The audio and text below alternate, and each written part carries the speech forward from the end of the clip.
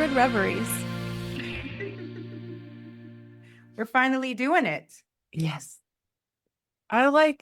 Keep looking at the definition of reveries because I still haven't internalized it fully, but I still love it every time I read it. You know, I saw that in your notes and it made me feel very like I don't know where to start in a paper in college. And so I'm gonna start with the definition, but I think that's great. Let's do it. What's the definition of reverie? Uh, a state of being pleasantly lost in one's thoughts, a daydream, or a dreamy or musing meditation, deep reflective contemplation. I mean, I think that's pretty accurate. Even if I'm just thinking about like the conversations we have, and then all of a sudden it's been 2 hours, and we're like, where did 2 hours go? Like we literally are lost in reverie. And so I think actually, because that's not what this podcast is supposed to be named, I think it actually became very appropriate. And those conversations tend to be very like spiritual, sacred focused. So yeah, here we are. Yeah, same. I love being lost in conversation with you. It's the fucking best. It's so fun. Because it's not really like lost. No. Well, exploratory, right? Yes. Like, yeah, Intentionally lost, but sort of not. yeah. No, totally. It's not like I'm gonna be lost, but it's also not like I'm lost and I have no direction. Yeah. Yeah, totally. Okay. So the first part of the title is sacred reveries. What does sacred mean to you? Oh, you know, my answer is like super long, right? Yeah. I'm gonna give like a part answer, I think. And then I'm gonna let you give your answer and then we'll circle back with like the rest of the answer. Cause like I have like a more scholarly answer, but I think if I drill it like all the way down to me and my heart, I to me, anything sacred is something I hold really dear. It's like Mm, something I hold in honor in a special place, right? That has a certain amount of like, gosh, what's the word? Like, I think of like a little like precious treasure I like put, you know, on a shelf that I take care of. Like to me, that's when I think of sacred and I think about the things that I personally hold sacred, that's the feeling internally that I have. mm. That's beautiful.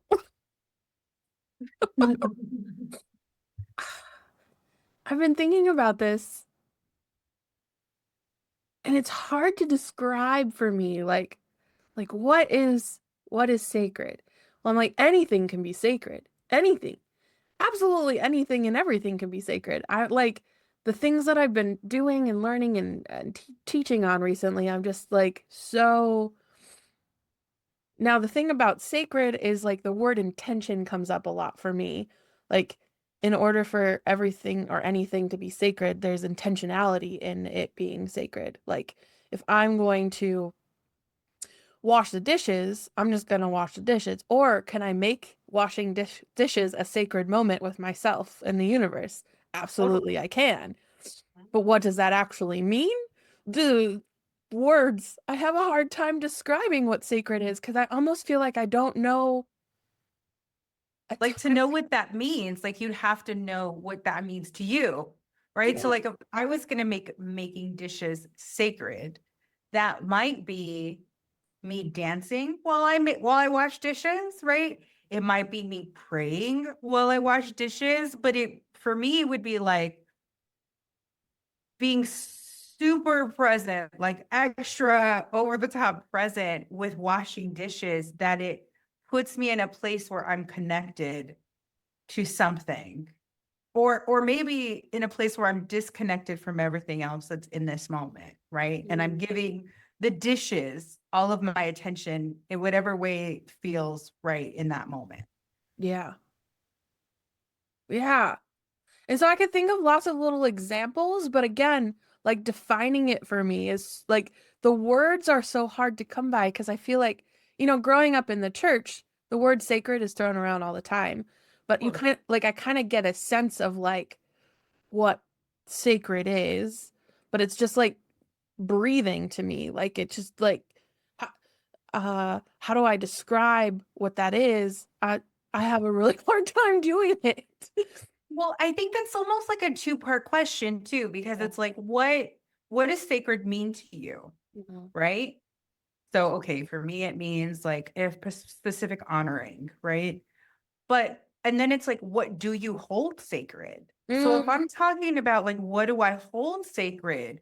I hold sacred anything that, I hold as sacred anything that connects me deeper to what I consider God, right?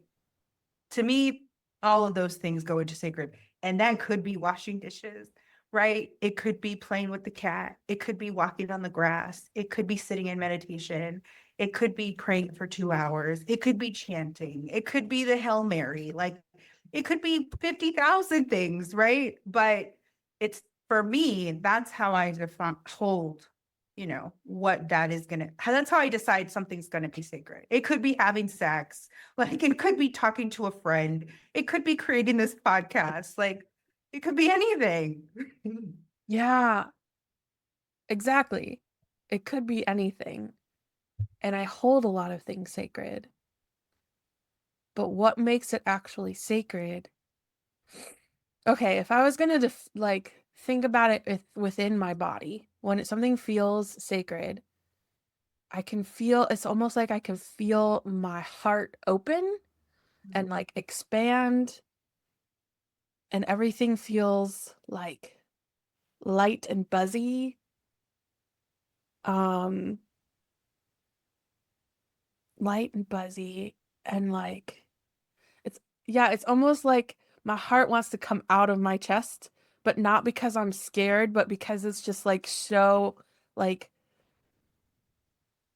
here. Mm. That makes me want to say that like what you hold sacred are things that burst your heart open. Mm, Now, I don't know if that's universally true, but that's what I felt you describing was yeah. like this heart, this big heart opening. Yes.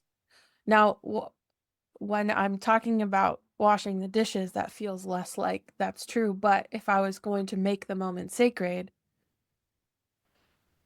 what does my heart bursting out look like? Well, taking loving care of myself and the people in the house.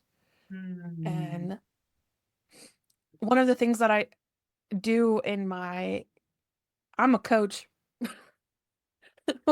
Oh So yeah, some, that's right. You I'm do like, that people too. don't know who we are. Right. I'm They'll a get coach. to know it. Yeah. I'm a coach, so one of the things that I do a lot with my clients is personify things. Personify money, personify your ADHD, personify whatever. And so, like, if I was gonna personify my dishes, I'm like, oh, my dishes get to be washed. Like, I can make that more sacred by like thinking of them as living beings because, like, everything is connected, right? Like, everything comes from Earth, which comes from Source, which come like and so when I think about it that way, that I can make that moment sacred. It also feels a lot less like heartbursty when because I hate washing the dishes. Well, your analogy of washing the dishes was reminding me of this story, and I wish I had his name. I wrote it down near me to Brother share. Lawrence? Maybe, and he gave up everything, and he just worked in the kitchen. Yes, it reminded me of that story, With and how he realized like working in the kitchen, doing the dishes, cooking for people actually brought him closer to God, right? And it was the gift, like the full circle gift that actually got him where he wanted to be in his and I was just like, "Oh my God, that's so beautiful." Like, that's exactly why I picked that one. oh, see. Because I read his book a long time ago. It's like I didn't know there was a book. the See, I didn't read the book. the practice of being present or something like that. Yes. Yes, that sounds right. Yeah, I funny. didn't know he wrote it though. I didn't I just thought it was like an something that was built off of his story. I didn't know it came from him, that book. Okay. And I didn't know that you know him. I see. This is why we record this. We're recording this. This this moment is fucking sacred, right? Like we've known each other for a few years, but we still don't know everything about each other. And the fact that both of us know who Brother Lawrence is. Totally. And this is a really good example of how just our conversations end up 2 hours and why we decided to do this in the first place, because it like layers on top of itself. So I had, which I think I told you about, I had a conversation with my friend who used to work at a Buddhist center and now works in, or now lives in Georgia and does leadership coaching full time. And is converting back to Catholicism. Like he was originally raised in Catholicism, is now going back. And so he had actually, in this phone call, told me about Brother Lawrence. Mm. And I only had this phone call with him because I woke up one morning and was thinking about him. And I was like, I haven't thought about him in a long time. And from out of the blue, that doesn't really make any sense. Like, why am I'm like, I thought, well, maybe he's not okay and he needs a friend to check in on him. And that's why I'm thinking about him. So I sent him a message. And by the time we got to the end of our conversation, I had told him, oh, I was supposed to call you because I needed this conversation. I needed the story about Brother Lawrence. Like I needed the reminder, right? About the power of the simple everyday things. Because one of the things I've always loved about like my view of the sacred and my relationship with God and what I think yoga is supposed to actually mean is that um it's an everything can be a prayer, everything can be a ritual, everything is like is a moment, right, with God, with the sacred. And so it brought me back to a part of myself I had gotten a little bit of away from, right? And so here we are full circle, like all of these kids met moments, and then now we have another one, right, that ties right back into this thing that we've been talking about doing for a year at least, and are now finally doing. Go team. Go team. Uh, and when we talk about like everything being sacred, it's not just like the positive things either. Like my anger can be sacred, my sadness can be sacred, like all of those things, disappointment, like whatever it is. And that is something that I've been leaning more and more into is like making sacred space to be like, you know what? I'm just angry and sad right now, so I'm just gonna let that be. And I'm not trying to like rush to change it or fix it because I'm uncomfortable or other people are uncomfortable with my sadness and anger. I'm just like letting it be. And it's a little foreign to me because I'm in this weird in between space of like allowing it, but it's also really beautiful. So I'm super curious, like circling back, right? Because I know, like from personal experience, like my sadness can bring me closer to God. My anger can definitely bring me closer to God. But if I use your definition, right, of sacred, how is your like anger, your sadness, your frustration opening your heart? Hmm. And maybe not even in the moment, but like in the long run, right? Yeah. Because I feel like, part of being a human is experiencing all of those things. And the heart opening doesn't just open to joy, it opens to all of them, all of the feelings. And a lot of people spend so much time avoiding that. And I'm starting to see the beauty in it. And like God, source, universe, spirit, whatever you want to call it. I generally use universe or spirit. Um, and we can get into that conversation another time. Whole other conversation. God, universe versus spirit. I actually just met someone the other day who would go versus aliens, right? Like as an alternative. Sometimes in my journal I write Atahalin, which is from Frozen. That's awesome. Mhm. Um, but the creation of all of these things aren't meant to be avoided, they're meant to be experienced. And so I think it brings me closer to God's spirit because that is part of existing. Yeah, I agree. I mean, otherwise I could have just stayed a spirit. Like why Yeah. a body? Like why be incarnate if I'm not going to have all the experiences, right? Um, I think I was just curious because we were talking about like for you the heart opening. I've never thought about heart opening in anger. Like what does that feel like? How is it different? You know, like um I think like heart opening and sadness is much easier because it's almost like a heartbroken moment, you know, it's kind of like a forced opening, which is uncomfortable but like super deep often in a different way than like a joy heart opening is, Mhm. you know, but I've never thought about it with anger. So that's kind of why I was curious, but you know me, I'm curious about a million things. I know. Like, since I'm just experiencing it recently, I don't know if I have words for all of it yet, but it is it is still a heart opening because it's not a closing. It's not a like, and every time I picture that the like heart opening too, it's more like it's like floating in the river instead of like trying to paddle upstream and being exhausted. It's like, no, I'm just gonna flow with what's here. Oh, I see what you're saying. Yeah. Yeah.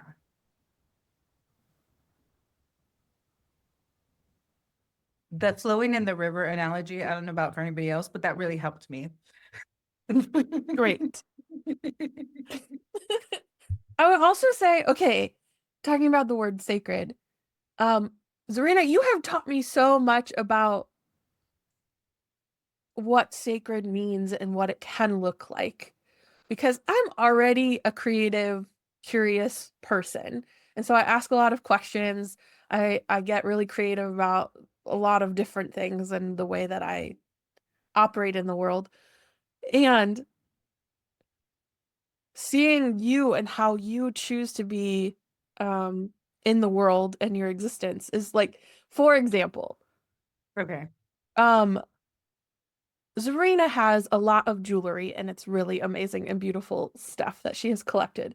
But she views them like she get like you personify them in a way. Like, oh, this one hasn't been loved in a while. I think I need to give this one some love. And oh, I need to give this one some love. And it makes me think about the things that I have and I'm like, "Oh, I haven't loved these pair of earrings in a while. They need some love." Or maybe they just are not mine anymore and they get to be given to somebody else. And like being able to view things like that has changed my life, really. Aw. You know, that's a funny example because like I grew up in an environment where we kind of personified things in general. I never really super bought off on it, but like, you know, it was kind of like a thing, you know. Like my mom has conversations, you know, with her cars, right? She builds a relationship like with her vehicles, like those kinds of things, right? So um but I had listened to one of my favorite like mystics. She's a Christian mystic, and her name is Florence Scovel Shinn. And so she was back in like the early 1900s. And she talks about I forget what she calls it, like the principle of utility, I think. But anyways, how when things aren't used, and she gives an example of a woman who had like 65 necklaces but never wore them. She like kept them in little tissue and locked them away, and how that energy got stagnant, right? And it was actually working against her. And Mm. it made me look at my stuff, particularly my jewelry, because of the example and because I had so much of it packed away, because I have so many. Like I could wear a different one, you know, almost every day for quite a while, right? um that I thought, no, like these things are beautiful and they deserve to like be on display or be seen or be worn or be loved, you know, like And I think that goes back to like, what we were talking about as far as, sacred from a somewhat scholarly perspective. But when I first really heard the term sacred in a non like Christian church context, I guess we were still talking about religion, but I wasn't in church. It wasn't from a preacher. It wasn't, written in like a Christian text or journal or something. Um, it was in this book that essentially set up a baseline for comparing religions and looking at things that were either held sacred or were held profane, Mm, and the absurdity between things that like one culture, one person, one society would think was profane, and how that was held by a completely different society as sacred, right? And it made me start to ask a lot of questions like, why do people hold specific things sacred? What is it about them? And how does holding those things sacred change their lives? And mm, that's, I took those thoughts, those questions, and that word, and that's why it became such a big part of my life, because I'm endlessly curious why people hold things sacred, what it is that they hold sacred and how it changes the way that they live their lives. And I don't even care what it is, right? Like, it could be loving the Raiders, right? It could be, I don't even know why I picked the Raiders, but it could be, I'd make this joke about how I love how people are passionate too, right? And how, I don't even care if you're somebody who collects hammers. Tell me what you love about hammers. Like, why are these things magical to you? Why do you hold them sacred, right? mm, Um, and so I think you're right. Anything can be sacred. And oftentimes people are picking things and making them sacred, and they don't even know they're doing it. And they have no idea why they're doing it necessarily, right? So maybe it was because, you know, uh, your dad died when you were 5, and that was the team that he loved. And by loving that team, you get to feel close to him. mm, And so that team has become sacred, right? Maybe it's because when you were little, you were asked to pick a flower and put it on the coffee table, and it made you feel special somehow and connected to something bigger than yourself.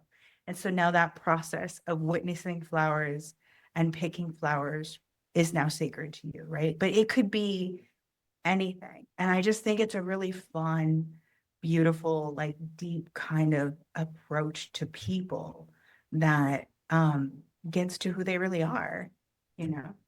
Anyway, I have 2 follow-up questions. yeah, please. One is what uh what is something that would be perceived as unconventional in your life that you find super sacred? Be perceived as unconventional by the outside world, or that I consider unconventional? The outside world. Hmm. So like you gave Um, the example of like loving the Raiders. Most people are not going to find that sacred, but it can be. So for you oh, in your life, what is sacred? I know it's many things. You could pick a few. well, I'm trying to think of two of what would be unconventional, because I think unconventional, and I think it's like 9 people out of 10 aren't going to pay that thing. Right. Like, and I guess maybe that would be true of the Raiders. But when I think of the Raiders, I think of sports teams, and a lot of people hold sports teams really sacred. Like my whole family holds the Dodgers super sacred. Don't judge me, but I bleed blue. Like, so, you know, um, so that's not really unconventional to me, Sure. but, um, I mean, I hold things maybe that wouldn't be the immediate answer for somebody, but I know there's other people who definitely agree with me, is I hold sex very sacred. I hold sexual energy very sacred. I hold somebody that I choose to interact with. I make a choice to see God through them, Mm, right? So to me, relationships are very sacred. Um, and that includes friendships too, right? And that includes silly as it sounds, like even my relationship with my cat. Like I believe that is a responsibility and a gift that was given to me. And I hold that sacred, right? I hold this little being who is trusting me to take care of her very sacred, even when she's bratty, you know? She's bratty a lot. I hold I don't often think about it this way, although I feel it. But I hold cooking sacred in a lot of ways Mm, because it allows me to be creative and be in tune and lean into like the intuitive parts of me in an atypical way. Or I guess it's not atypical, but it's not, when I say intuitive, it's not like me sitting down and reading a person or, you know, connecting to God for them or using any of the psychic clairs, right? It's just me kind of like going with the flow of what's happening in the universe and with the food and the thing that, you know, is happening and that's being created in front of me, you know. yeah. So I hold that sacred. Mm. What about you? Is there anything like unconventional that you hold sacred or that you think is unconventional? Um, so I was thinking about like every time I move, one of the things that is really important to me is like unpacking my books. Books are very Mhm. sacred to me. Um, I like being able to see them. And the second one that just popped into my head, game night. Oh, that makes so much sense though. I love that. I never really thought Yes. about it consciously till just this moment. But yeah, game night is so sacred for me. It's like a chance to connect with other humans and play games, and you can talk shit at each other and it's fun. Um, like it's just a it's a way I love spending time with people playing games. It's very fun for me and it's very sacred. Totally, I agree with that. It's so funny that I didn't say books. And I'm trying to think about it now, right? Because I have a huge library of books and I love books. But I don't consider them sacred. Interesting. I don't have that feeling. Like I love reading and I sit down and I read and the things that I read connect me, but I don't give the book the credit, I guess is what I'm saying. Yeah, that's totally Oh, this is interesting. that is interesting, especially because some of the ways that you have taught me about books have helped me think of them more sacred. Oh, that's so funny. Serena has taught me a few things about books. One, and this one is kind of silly because it was just not a thing I ever thought about before, but I don't have to read the whole damn book. Mm. And also, I think you said sometimes just having the energy of the book is what's required and not needing to read it. Yeah. And Yeah. so I'm like, oh, yeah, I just really needed the energy of this book. I don't necessarily need to read it right now. Maybe ever, but right now for sure. And then sometimes the moment will come when it's time to read it. And books show up to me in very important times in my life. There have Mm. been very important moments where this book showed up and was like, here, this is your teacher right now. And I'm like, You have an voraciously, example you could oh my share? God. Um, well, I have tattoos on my body from books because of this too. My tattoos are very Oh, sacred. yeah, yeah, that makes sense. Um, Brene Brown, Daring Greatly. Mhm. Um, I have the word brave tattooed on my wrist because of that book. Um, yeah, that book helped me. It's been a long time since I've read it, but I that was a very sacred moment. Reading the Conversations with God books showed up at a very important time. The Learning to Love Yourself by Gay Hendricks is another one. Um, Rich Okay. as Fuck by Amanda Francis. What was the last one? Rich as Fuck by Amanda Oh, just back. Francis. Yeah. Yeah, the Crave series, which is a fiction series that I love Mhm. by Tracy Wolff. Yeah, there's just been lots. Um, oh my gosh, I love words too. So this is weird, right? So books, I'm kind of like, oh no, I love them, but they're not sacred. Like the experience of reading is sacred. But words, oh my God, I think words are so sacred. Like, oh, like even the individual letters hold their, like I feel like they all hold their own energy and it's just a whole thing. Like notes being played. I think music is sacred too. Yes. Okay, my second follow-up question. Okay. You were talking about sacred versus the profane. Do you think, do you think of anything as profane? That is a great question. Wow. So I really do my best because I'm human, right? But like I do my best not to hold anything in darkness. Mm, So meaning to not hold anything in judgment as wrong to the best of my ability, right?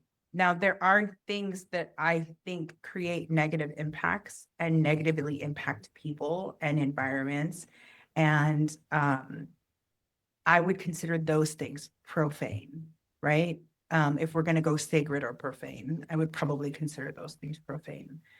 Um, because I don't think they should happen necessarily, right? But it's connected to a bigger conversation about the way that I believe the universe works and the world works and soul growth works and incarnation works, right? And this universe that we're a part of, we're on this planet, in this body, in this life that is imperfect and is here for experiences. And again, like you there are things that are required in order to have specific experiences. So do I wish that there was trauma as a child I didn't experience? Sure. But I would not be 1,000% not be the person I am. And I can't say I would take it back. Like mm, I can't say I would undo my story. Now, there's some really brutal childhood trauma people have experienced that they would be so grateful to not have happened to them, right? And that I can't speak for what their soul needed in this lifetime or was looking for, and whether that's like right or wrong or should be considered sacred or profane. But for me and myself, like I look at mine and I go, I'm making it sacred. Like it wasn't pretty. It still isn't pretty. There's still things, right, that like create pattern behaviors that I still want to uncreate. And that was the gift that I was given.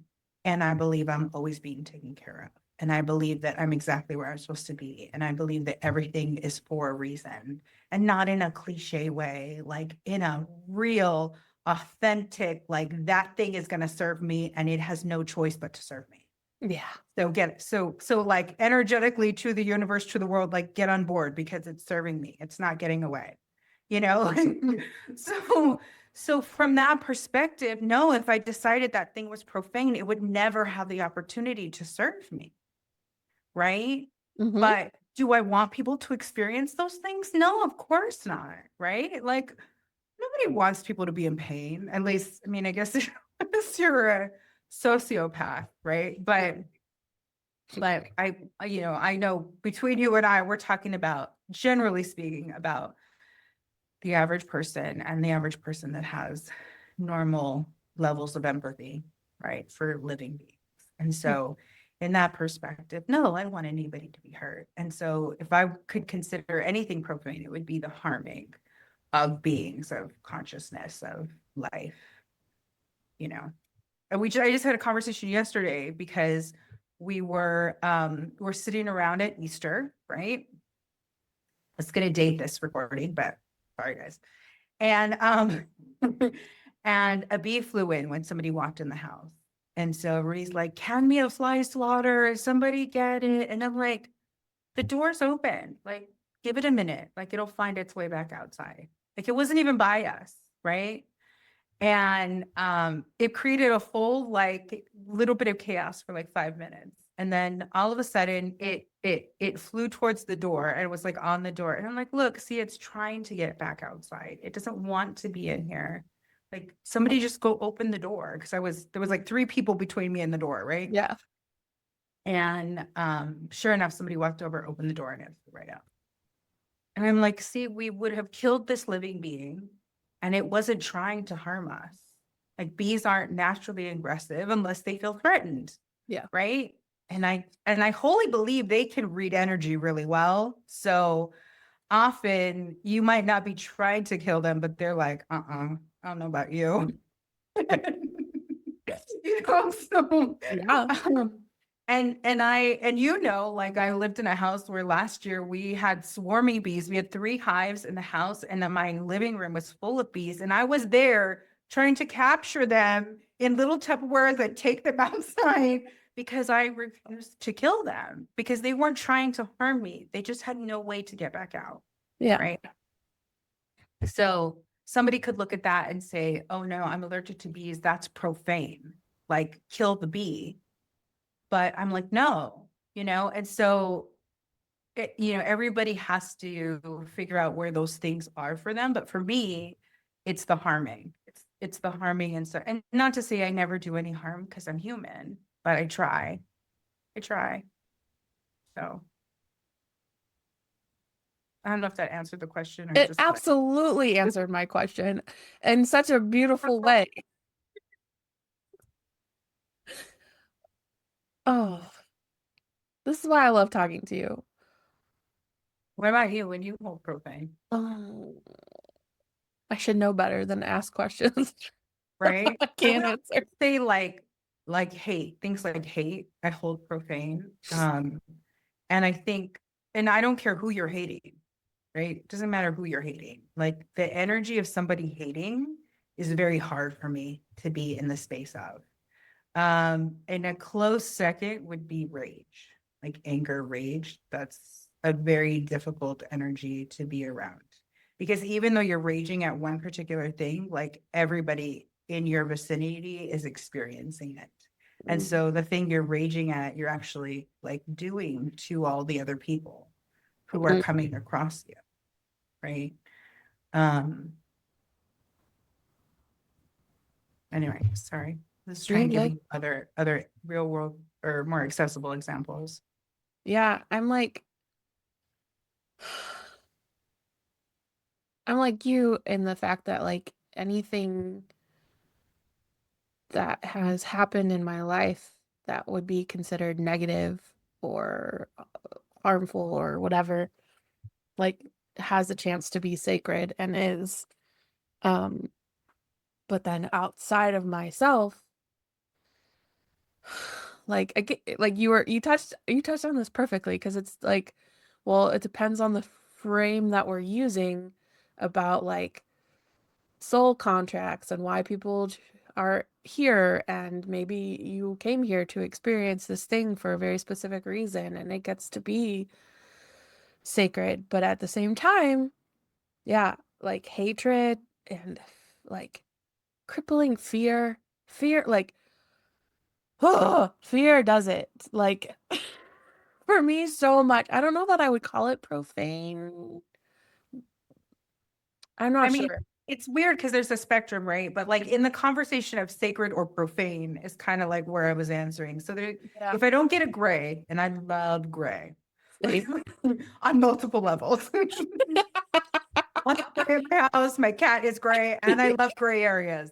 Um, but if we're talking like you can only be sacred or profane, then yeah, I would say fear falls into profane, right? Like Yeah, you know, yeah, if we're doing the black and white, totally. Because that's the thing that like is really easy to see everywhere in the world right now is fear. And it is the thing that I spent so much of my life living in fear and worked so hard to move away from it that I have like it's a thing that I know can be I could get easily sucked back into because I'm not far enough away from it yet. And so I'm like, no, don't. That's funny to say it that way because it sounds like I'm scared of fear. Um, That's hilarious. But I just like it does not have any business being in my space. And so there's a lot of things that I'm not looking at the news, like all these things in the world right now because it's just from the frame of fear. And I personally have a hard time filtering out the fear right now, so I'm filtering it out completely by not looking at it until I can get into a space where I can filter out the fear and whatever rhetoric is being shared. Yeah. And it's such an interesting thing, right? Because like it really does come back to the frame and the intention and where you hold it like in your being, because even the fear can be sacred, right? Even the fear can be transmuted. Like even the fear can get you to a place where you do the thing you were supposed to do and you end up in the lane you're supposed to be in, and then that is sacred. But you know, in and of itself, is it a thing that is serving you? Right? Is it a thing that is like in the highest alignment and energy that you could be in? Like, no, it's not. It's just not, right? It's Yeah. just not. And so, you know, my friend and I, we have this conversation a lot about like, oh, well, we could talk about this, but it really depends on your level of awareness, your level of consciousness, and your level of understanding, right? And your level of objectivity or openness, Mhm. right? Because at some point the sacred and profane becomes the least interesting part, like Yes. sacred or profane. Right? Like the labeling and the categorizing like actually becomes the least important thing.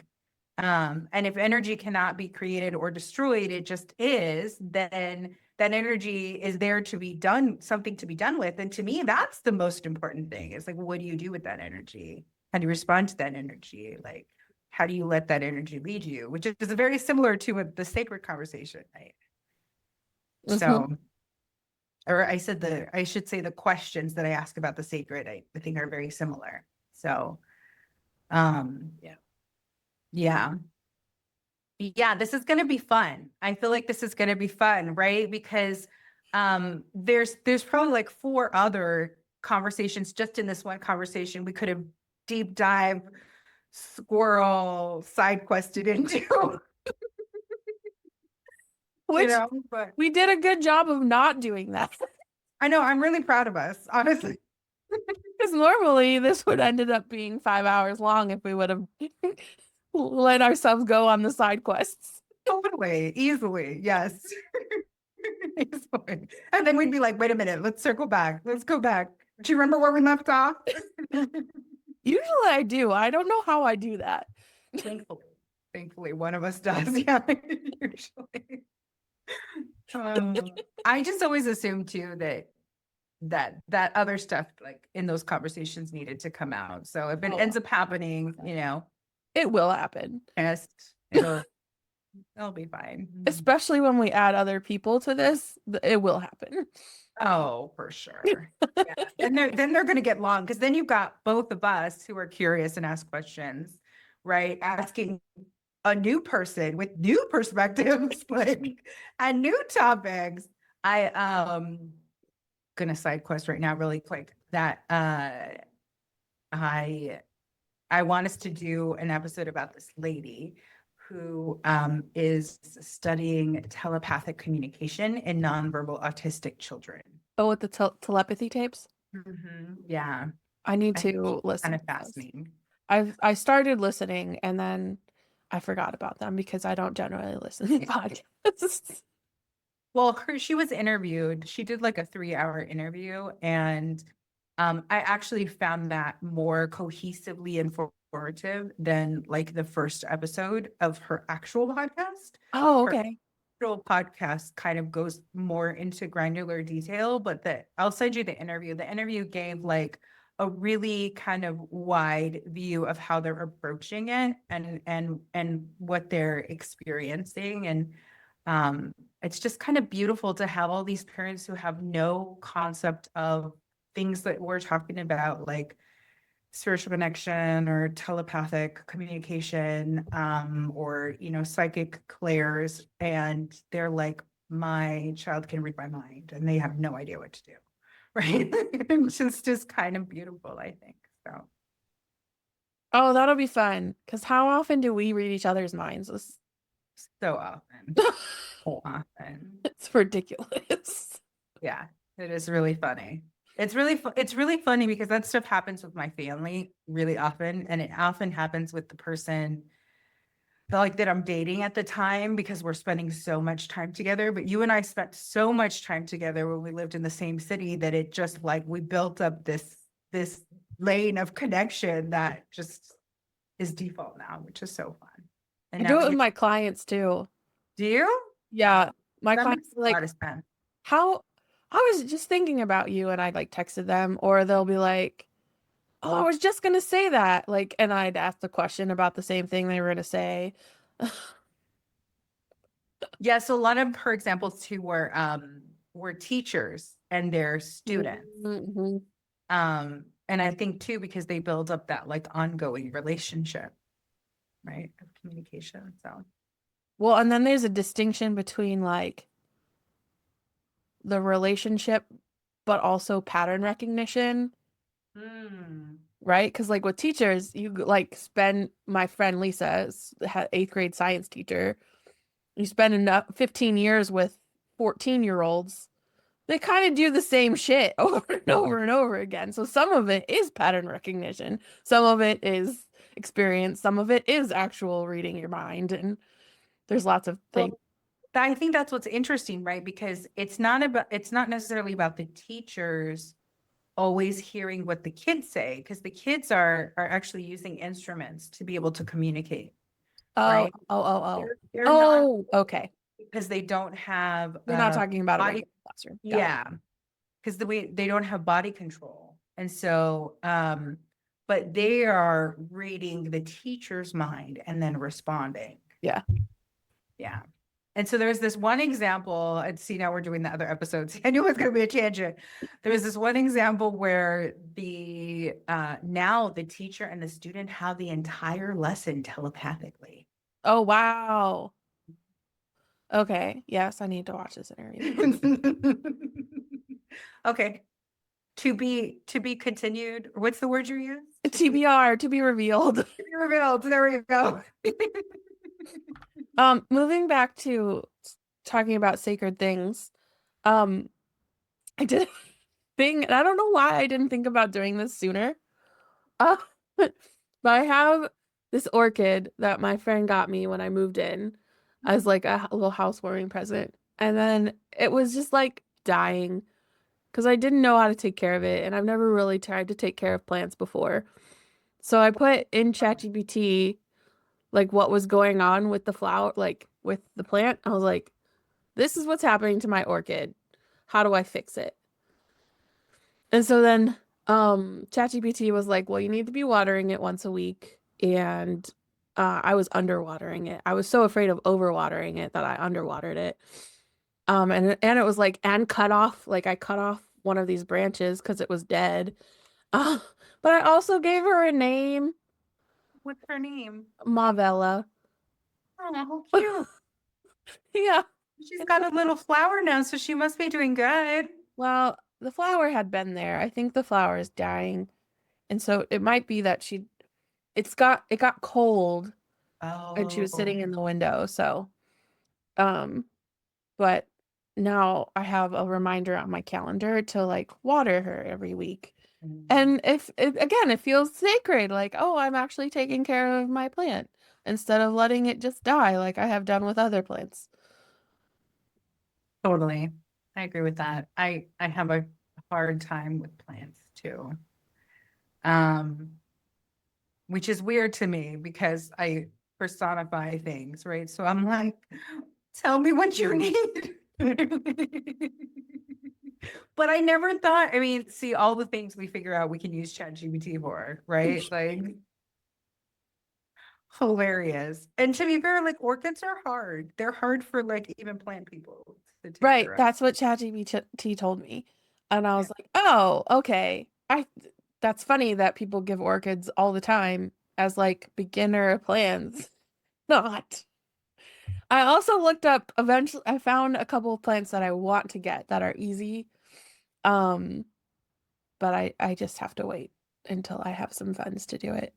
Um, and I was like, "Oh, I keep thinking about wanting to have plants around me, but I kept saying, "Oh, I just want to marry someone who will take care of the plants." But I'm like, "Well, why can't I?" Totally. Yeah. Both and. Yes. I have so much earth energy in me that, like, it would not surprise me if I had a green thumb. I just never tried. No, in fact, I was super surprised thinking you were about to tell me that you normally kill plants. I was like, that doesn't seem right. I You just go, never really had plants. yeah.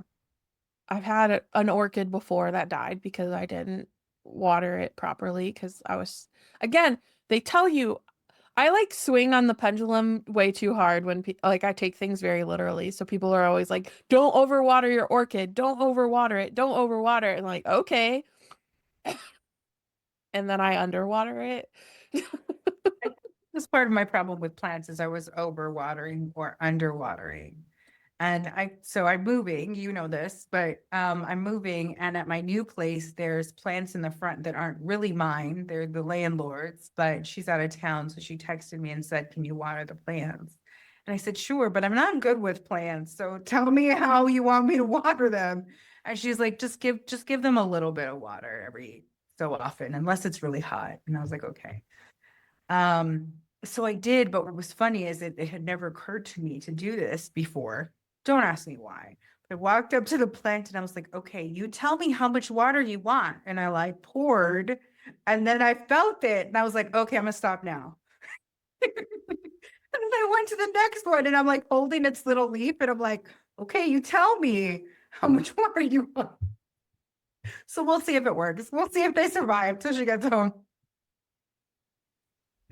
Oh, it is so funny to me how like tapped in you are and sometimes how much you don't realize you could use that same tool in other areas. But I do the same thing. It's not just you, Totally. like you in general. I do the same thing. Like, have you tried? Have you asked? Like, no. I Well, know, I think we all do. I think we all do all the things just in different places. I was yes. having this conversation with somebody else the other day about like judgment, and she was being hard on herself about judging like somebody else's behavior. And I said, I think there's certain things that trigger our judgment harder in each of us than in others. Like, sure, there's judgmental people, but a lot of us try not to be judgmental, but there like might be that one thing that just is like real hard. The same way it's like I try to like have love for everybody. Maybe I'm not in love with you and maybe we're not friends, but I try to hold, you know, everybody in a space of love, right? And some people are harder to love than others, you know. So Yes. um, I think the same goes with the gifts and all the things. Is that some places we just are more default. It's just easier for us to do Hmm. to remember to do it. So Yeah. anyway, and that foraging process, that figuring it out process, that is all sacred too, right? Yes. The whole experience. Like essentially that's what it comes down to, right? Is this life, like this experience, this embodiment, this incarnation, this crazy thing we decided to do by showing up on this earth planet, right? Like, is sacred. So how do we see it that way? How do we see it that way? We're going to explore that in upcoming episodes more and more. Go team.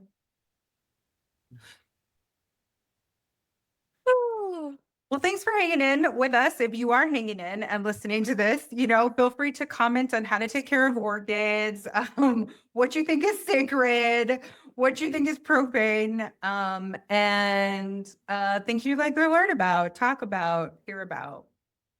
Yeah, or topics you want us to cover. Mhm. Go team. I say that a lot too, just so I know. Oh, the goat. Yeah, I totally stole Gold Team from Zarina. That's why I said it earlier. And that's why she laughed. But it feels really appropriate in this moment as an ending to our first podcast episode. So Yeah, I'm Jess DuBose. I'm Zarina Zertuche. We'll see you next time. Yay.